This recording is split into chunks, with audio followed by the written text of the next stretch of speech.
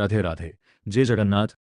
आत्मार कल्याण और आध्यात्मिक क्षेत्र में विकास निमंते यही मोर छोट प्रयास आपण मानक निश्चय पसंद आसो बोली मोर आशा और विश्वास। आज विषय वस्तु होउछि मानव देहर महत्व। चलंतु ध्यान सहकारे आरंभ करिबा। संसारर समस्त जीव कर्म करती, मात्र मनुष्य को छाड़देले आउ समस्ते यथा पशु पक्षी कीट पतंग वृक्ष आदि कर्म को भोग करती, सत हेले तार फल पाती नहीं। तेणु ये समस्ते भोग जोनि गणा होती। सीधा भाव कहवाक गले केवल मनुष्य को ही कर्मर फल मिले, तेणु से कर्म जोनि गणा होती।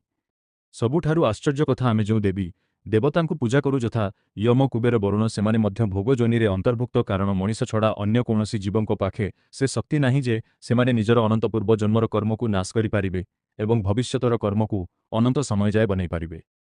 आम पाखरे एते जे शक्ति अच्छी आमे जहाकु चाहिबा शासनाधीन करिपारिबा। गोमाता ठारू आरंभ करी ही श्रित प्राणी व्याघ्र भालू आदि आमर गुलाम। जेमिति आमे सुख चाहूछे सेमिति समस्त जीव जगत सुख चाहती, किंतु आमे आम सुख पाई समस्त जीवों को केउ कालरू गुलाम बनी रखिछंती। खाली एतिकी नुहे, एपरिक देवी देवता को मध्य आमे तंत्र मंत्र सिद्धि साहाय्य कर्म करि पारिबा। एहार प्रमाण आमे पुराण आदि पाई पारिबा। जेमिति रावणर दरबार रे शनि, यम, कुबेर, अग्नि, वरुण आदि गोलामी करथिले। मनुष्यर सबुठु बड़ आश्चर्य गुण एटा जे से निज भक्ति बल भगवान को मध्य निज अधीन को आनीपारे। अंतर्जामी भगवान केवल भक्ति भाव में बंधा नहेले ब्रह्मांड नायकों को बांधिबार शक्ति भला ए संसार रे कहा पाखे अछि। तेबे आमे जानिले केवल मनुष्य ही कर्म करिबारे स्वतंत्र। मात्र यह क्षणस्थायी। ए देव दुर्लभ मानव शरीर एक सेकंड रे नाश हो पारे। मृत्यु न बयस देखे नहीं समय। जन्म है शिशु, किशोर, यौवन, वार्धक्य, मृत्यु समस्त निज कबल को टाणी निए।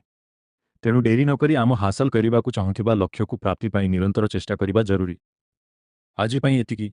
आर अध्याय रे जानिबा मानव शरीरर अनेक रोचक तथ्य। राधे राधे। जय जगन्नाथ। भिडियोटी पसंद आसिले निश्चय निजर मतामत कमेंट सेक्शन रे जणा।